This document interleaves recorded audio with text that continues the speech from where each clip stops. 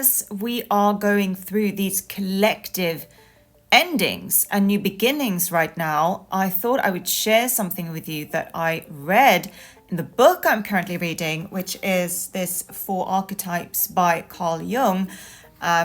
Huge fan of his work. He's talking about rebirth in here, and I think it's very relevant for a lot of us right now as we are ending huge chapters of our lives and stepping into the new. And especially 2025 is a year of endings and really just planting seeds. So if you are feeling pressured, you're not alone, and know that things will start picking up momentum more in 2026, 2027. So let's see what he wrote here about. He has a chapter called Concerning Rebirth. And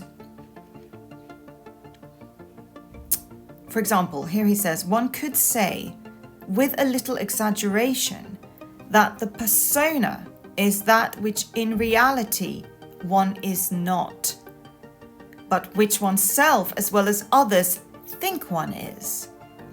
In any case, the temptation to be what one seems to be is great, because the persona is usually rewarded in cash. This is interesting. Why? Because he's talking about the masks that we wear, the persona that we are so convinced. We're not only convincing other people of who we are convincing ourselves. And at some point, that has to shed and fall away. Anything that's false and inauthentic has to die.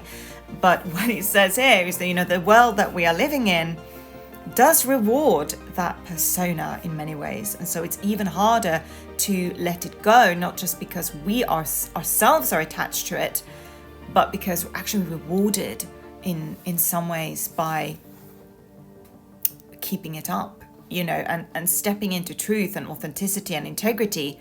Well, that's much less rewarded in the world in many ways, but we must have the courage to be the change we wish to see, so that can be a change that we can contribute to, right?